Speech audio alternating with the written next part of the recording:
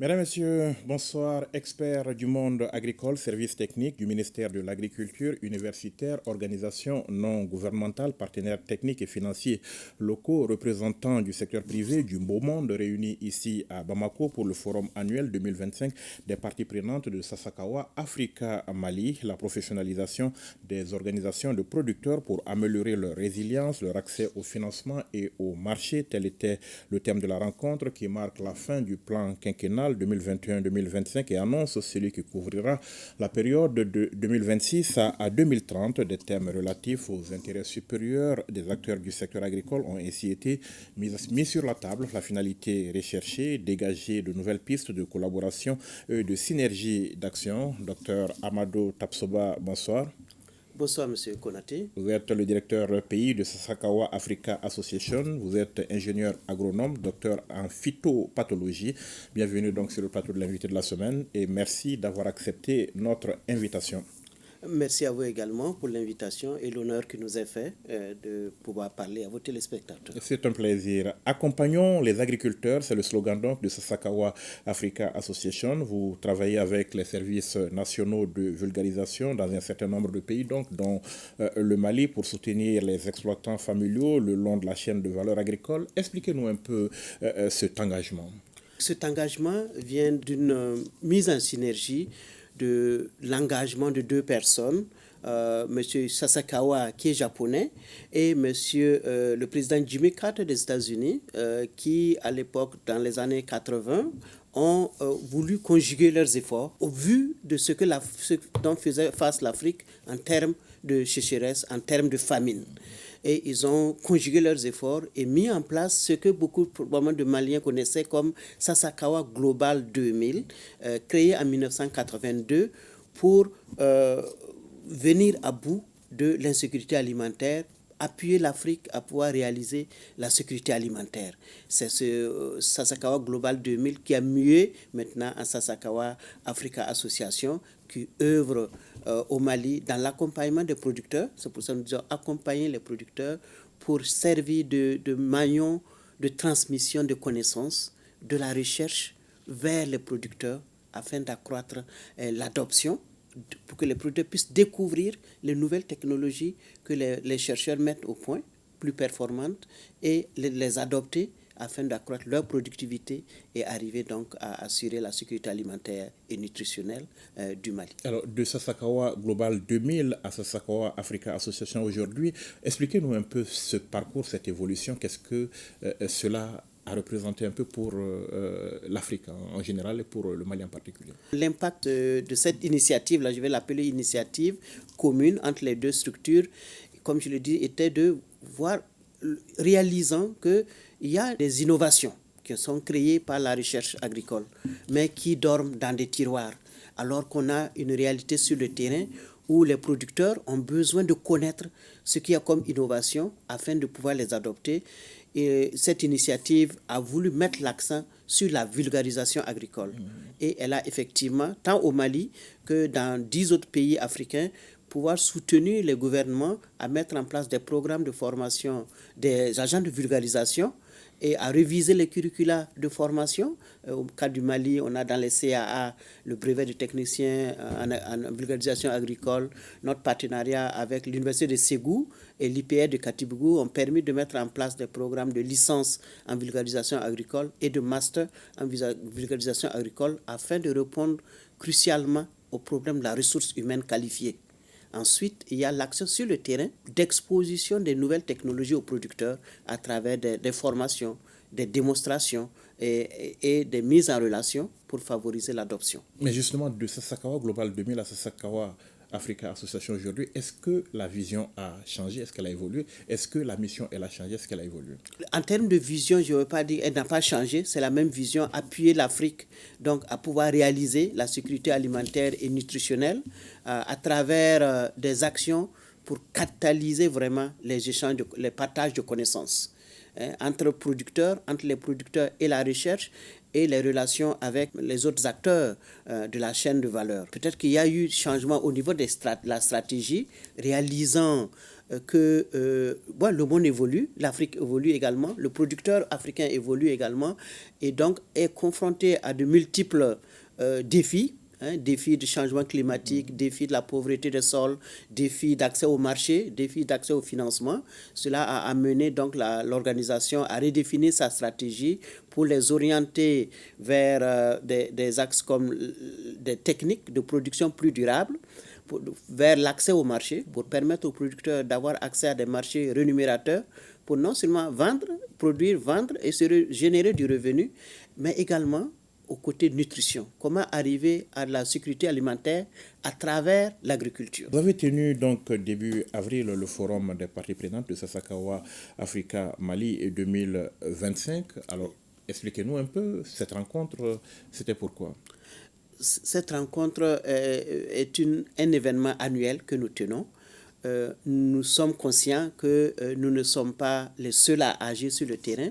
Nous sommes conscients que seuls nous ne pouvons pas changer les choses de par nous-mêmes seulement. Et donc, et nous interagissons avec des structures sur le terrain.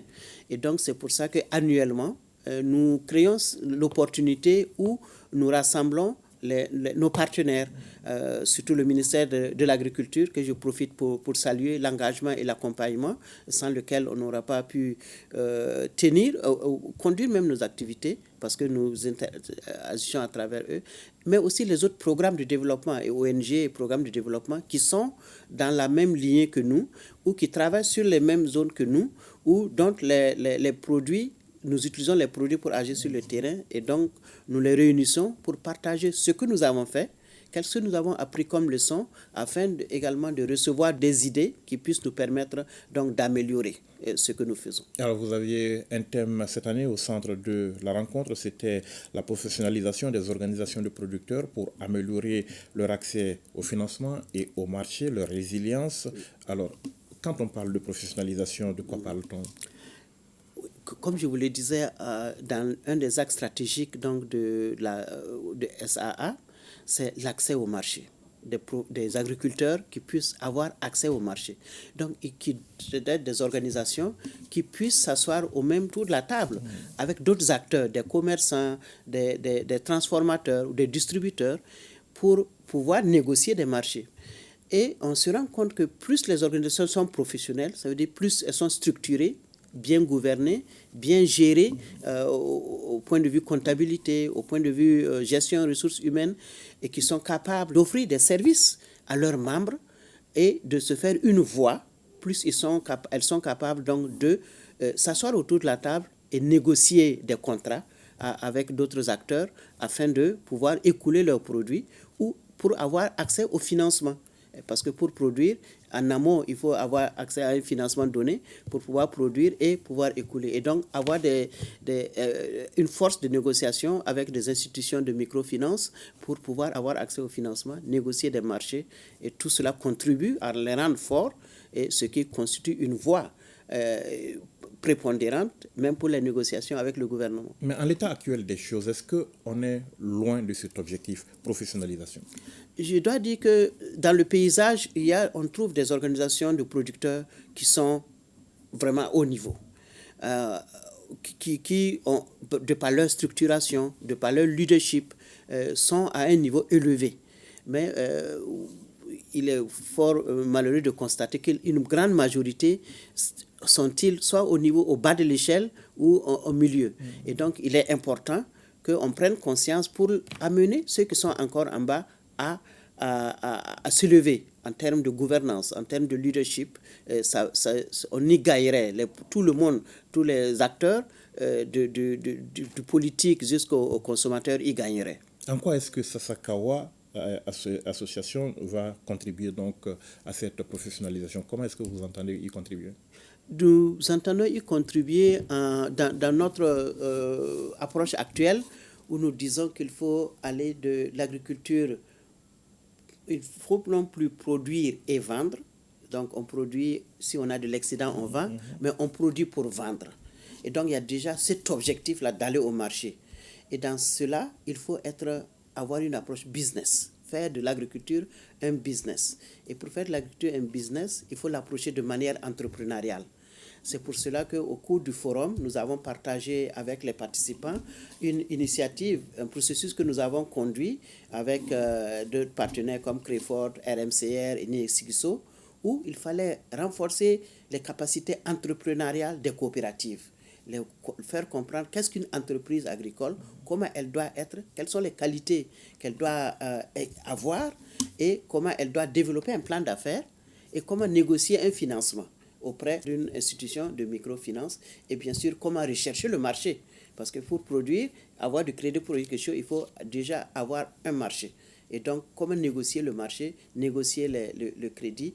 Et donc, nous pensons que c'est à travers ce type de processus-là, on peut amener les coopératives et les autres organisations de producteurs à se professionnaliser au même titre que les autres acteurs de la chaîne avec lesquels ils font du business. Est-ce que je dois comprendre que vous envisagez d'être dans la formation, dans l'encadrement?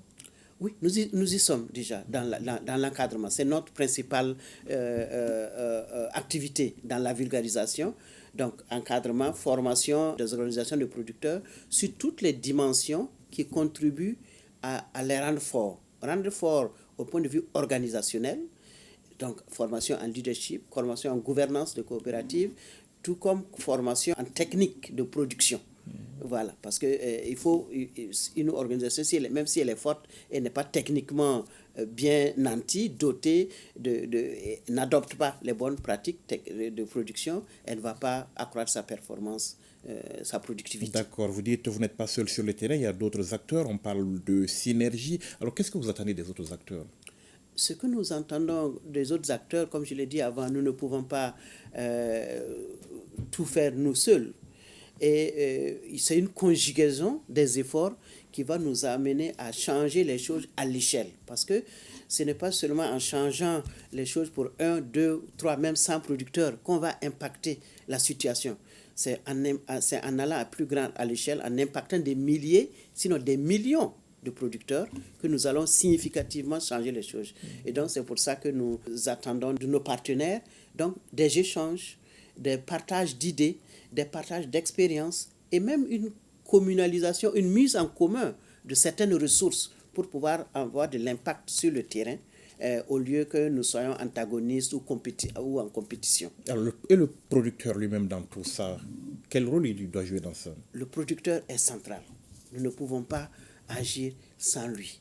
Et donc, c'est pour ça que si nous renforçons les capacités des organisations de producteurs à être fortes, elles sont une voix et tous les intervenants doivent compter sur cette voix-là, l'entendre, voir ses besoins. C'est pour ça que le slogan de SAA a changé. Avant, c'était en français, je pense, de transférer au producteur. Et maintenant, on a dit on accompagne le producteur. Accompagner veut dire que nous sommes côte à côte, on se parle, on identifie les besoins, on identifie les solutions ensemble et nous allons ensemble. C'est dans ce sens-là. Et donc, s'il y a plusieurs partenaires qui se mettent ensemble pour accompagner les producteurs, vous conviendrez avec moi que nous allons avoir des impacts beaucoup plus grands, beaucoup plus durables. Alors, M. Tapsoba, qu'est-ce que vous retenez essentiellement de ce forum 2025 de Sasakawa Global et Sasakawa Africa Association? Oui, ce que je retiendrai, c'est vraiment la participation que je tiens à saluer de tous nos partenaires qui ont bien voulu répondre. Les échanges qui ont été riches au cours de ce forum-là et qui nous ont permis donc d'identifier des aspects sur lesquels nous devrions de manière critique nous revoir pour dire ok, nous faisons la chose de telle façon au vu de ce qui a été dit au cours du forum, au vu des expériences qui nous ont été partagées avec nous, il nous faudrait faire telle chose ou telle autre chose de manière différente une fois de plus pour être plus performant et plus efficace avec nos partenaires sur le terrain. Alors parlons concrètement de ce que vous avez fait au Mali en 2024. Vous en avez fait un peu un bilan aussi au cours de la rencontre. Qu'est-ce qu'on peut retenir essentiellement du bilan de vos activités 2024 dans notre pays? Merci. Ce que nous pouvons retenir et ce que nous avons partagé avec les participants, c'est les différentes activités, notamment de formation, parce que la formation est clé. dans ce que nous faisons. Formation, comme je le disais là, des leaders des organisations de producteurs en termes de gestion de leur coopérative, en termes de leadership, et pour pouvoir imprimer un pas dans la bonne direction à ces organisations-là, mais aussi, comme je dis aussi, en termes de techniques de production, que ce soit sur l'agriculture régénérative, donc des approches de gestion de la fertilité des sols, des aspects de gestion de l'eau et des aspects d'utilisation des semences de qualité, des semences certifiées, afin donc de pouvoir accroître la productivité. Il faut accroître la productivité, mais il faut pouvoir aussi écouler ces produits. Et donc, il y a eu des formations aussi sur l'accès au marché, la mise en relation, l'identification des opportunités, les démarches donc, de contractualisation avec les acheteurs. En plus de cela, côté nutrition, nous avons eu beaucoup de formations sur l'utilisation même des mets locaux. Comment est-ce qu'on peut avoir un régime alimentaire plus riche, plus équilibré, rien qu'en se concentrant sur ce qu'on produit localement.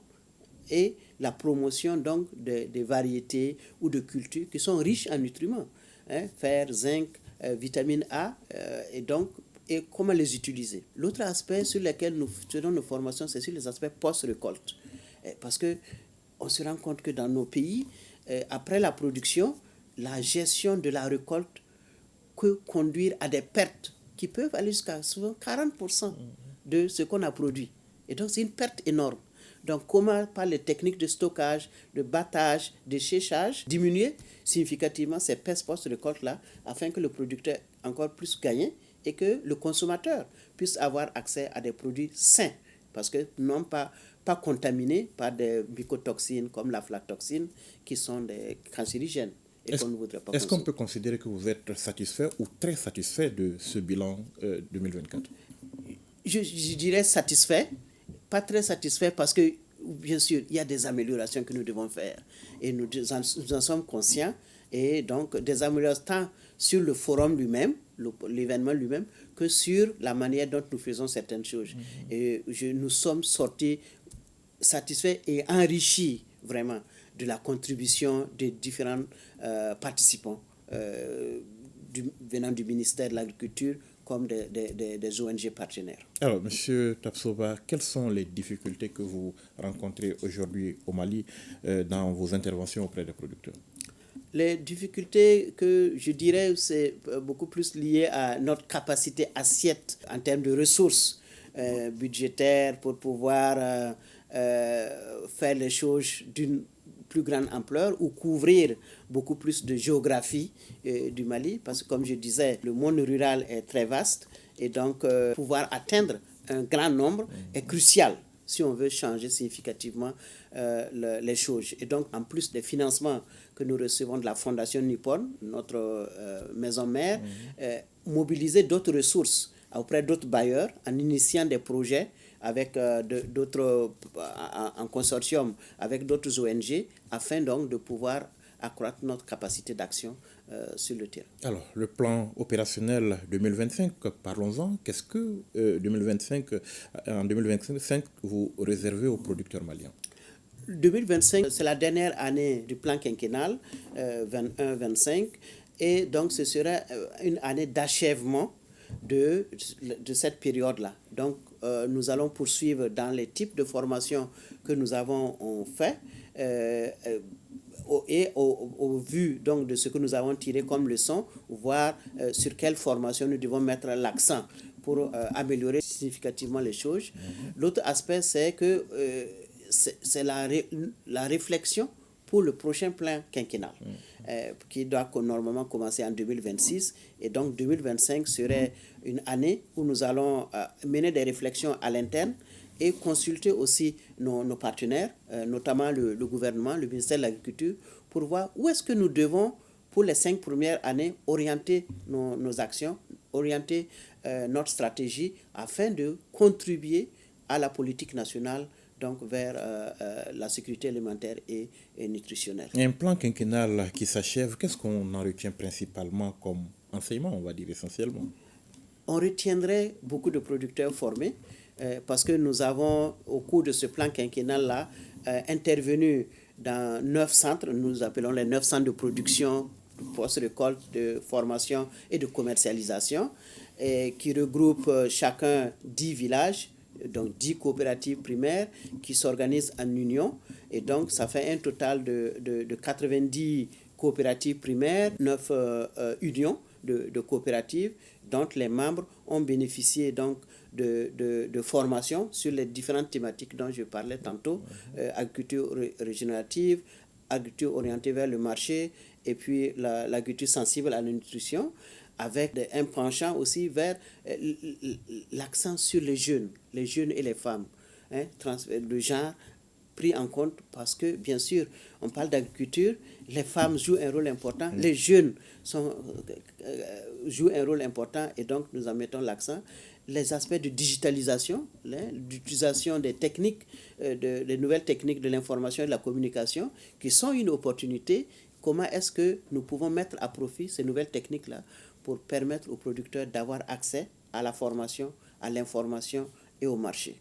Et sans oublier aussi le renforcement des capacités du système de vulgarisation, le renforcement des agents de l'État chargés de la vulgarisation. Alors, le plan quinquennal 2026-2030, est-ce qu'il est déjà sur la table? Est-ce qu'il est en cours d'élaboration? Vous en êtes à quel niveau? Il est en cours d'élaboration, et au stade actuel, il est en cours d'élaboration. D'ici, je pense que l'objectif, c'est de le finir d'ici le mois de juillet de cette année, afin que nous puissions préparer 2026.